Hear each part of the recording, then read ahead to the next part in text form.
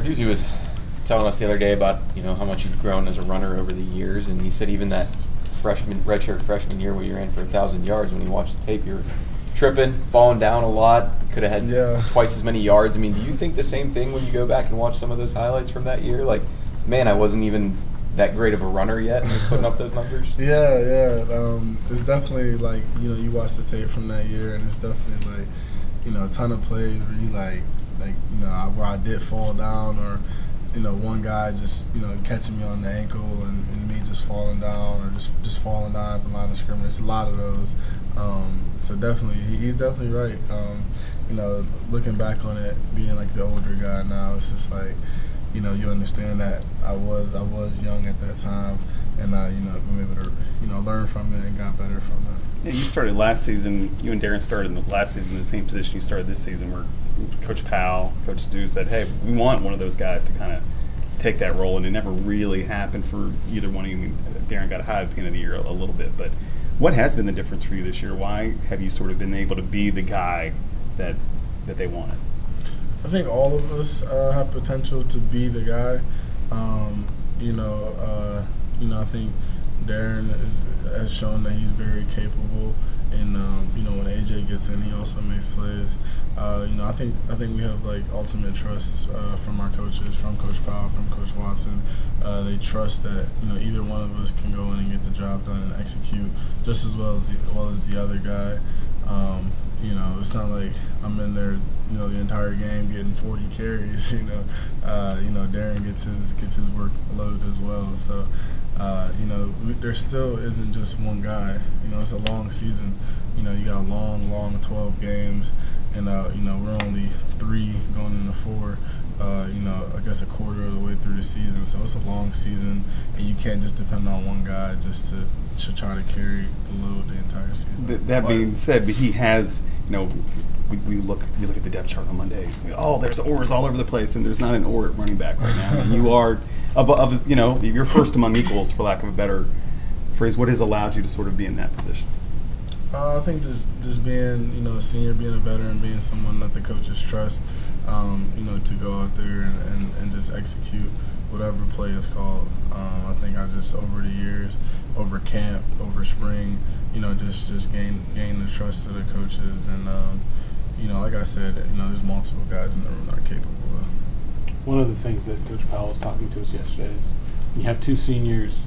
There's not a lot left for the other guys. I think your redshirt freshman year, you started the season probably 4th on the depth chart before you ended up with all those yards. How have you kind of passed that message along to AJ and Mike and Todd about being ready because you don't know when your opportunity is going to come?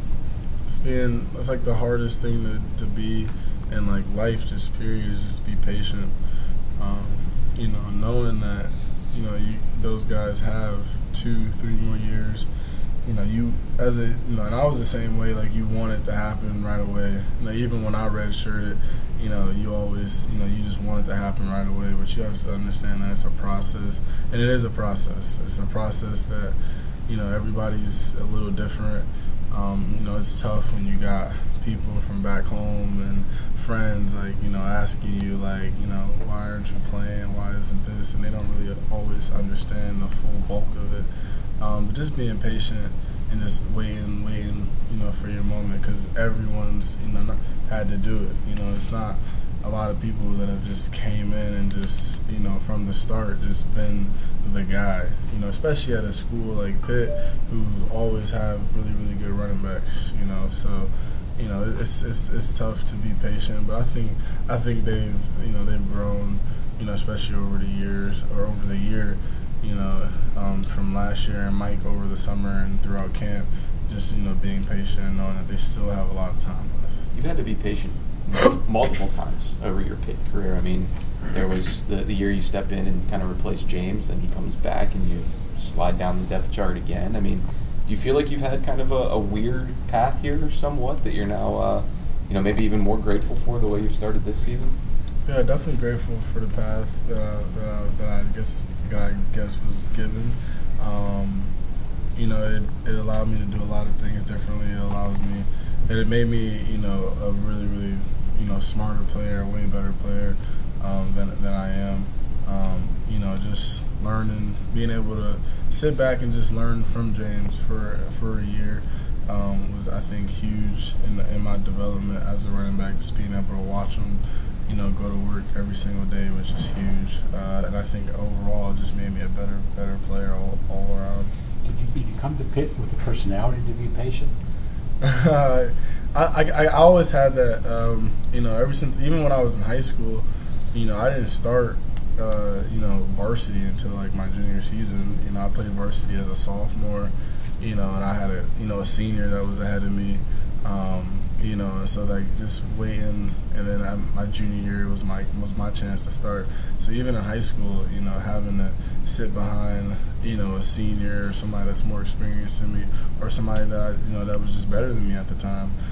So yeah, it's different, but it's something that I've kind of dealt with before and understand, how to cope with that. That's what's different with a lot of kids, in high school. You might be the guy from your freshman year as soon as you step, onto your high school team, and then you get to college, and it's like, dang, you don't know how to deal with that. But I think once you figure it out, it ultimately, makes you everything that's supposed to happen will happen. It's kind of like something that I believe. It's easy to just up and leave and go transfer somewhere else. That's the easy way out. I think you really show how good you are, how tough you are when you stick around and decide to, fight through that adversity and not just, up and leave and, just take. I feel like that's that's kind of like an easier way to deal with it. It's just getting up and be like, okay, I'm gonna go here, do this. Did you ever have that conversation at any point? No, it never was a thought. The moment when I committed to Pitt in 2014, I committed to the school for the next 4 to 5 years, of my life. This is where I wanted to go to school. This is where I wanted to get my degree. And this is where I wanted to play football. So the thought never crossed my mind, no matter whether I was getting the ball 20 times or getting the ball 0. The thought never crossed my mind. I just kind of keep my head down and just keep pushing and keep working. And, thought never crossed my mind. Now, you ended up blocking a lot last year, which was not in your job description when you got here. I'm wondering, did any of that help you now, maybe in terms of better understanding of how to set guys up or how to run behind guys and stuff like that? It helps you understand the way a play is blocked more. It helps you understand, like, conceptually, how plays are run. Once you're able to understand the blocking pattern of a play, who's double teaming, who's working up to which linebacker and things like that, it helps you understand things conceptually, and it slows things down for you, so you know how to read a play, you know where the cut's going to be, you know what I mean? You know where, if the backside is cut off or if it isn't, things like that. I really think it made me a really real smart, way smarter player. And even though I had George to help me with that stuff, he was there with me every step of the way. And, and I think it worked out for us. We had a tremendous, O-line last year. We have a really good O-line this year. Guys step into their role, replacing guys like, like Alex and Brian and those type of guys was huge for us. So, it's huge. Yeah, talking about your line, seems your first touchdown was a real good example. It seems like you're having a lot of success when those guys are pulling and getting out in front trapping. Do you feel like you've got a pretty athletic group that can, really lead the way compared to some lines that are more just big guys? Definitely. We have a lot of guys that can move. They move really well. They do a good job getting to the second level, getting on linebackers, and then just leaving the safeties or the corners for us to make miss or to break a tackle. And we have a lot of guys that are experienced. They might not have 20 games under their belt, but they've been around. They've played a lot of football. Steph, graduates, transfer from Kent State. Dentino, 5th-year senior. Jimmy started all 12 games last year.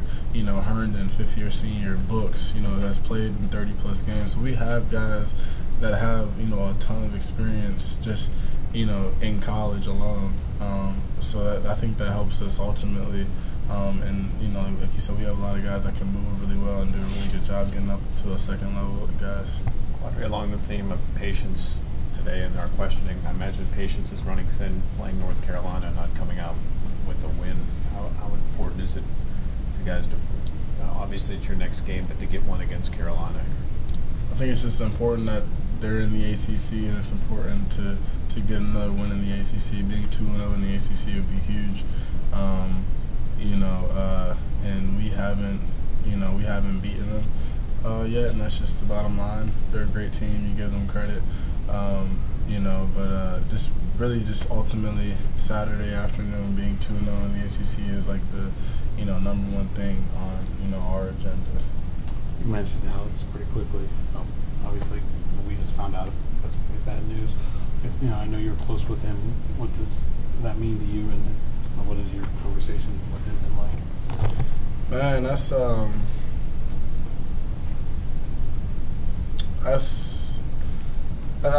bigger than football.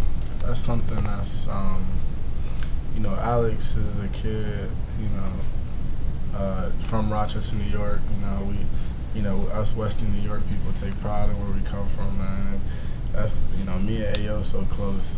It's not even funny, but like he used to ride home with me back to Niagara Falls, or take him back home to Rochester, stuff like that. And that's, man, it's like, you live your entire life, playing the game that you love and doing the game that you love, and then for something like that to just hit you, man, it really, he's, we were all pulling for him. He's our brother. I'm praying for his family. I'm praying for him. But that right there, that's something that's bigger than football.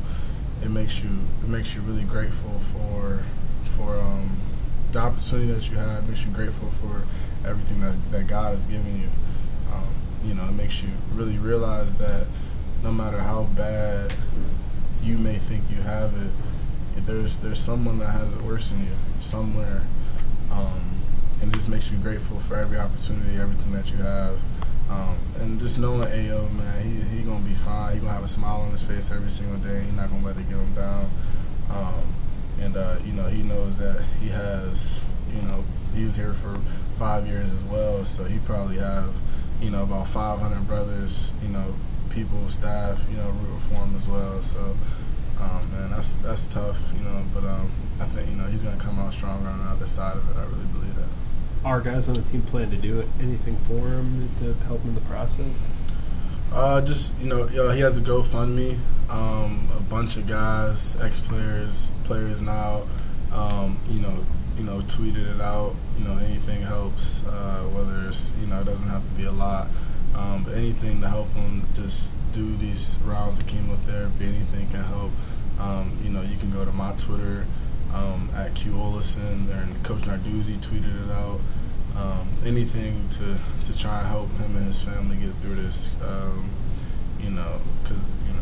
because that's tough, and then it's, it really, really is tough, and it's something that's bigger than just football. So that's what we're doing to try to help.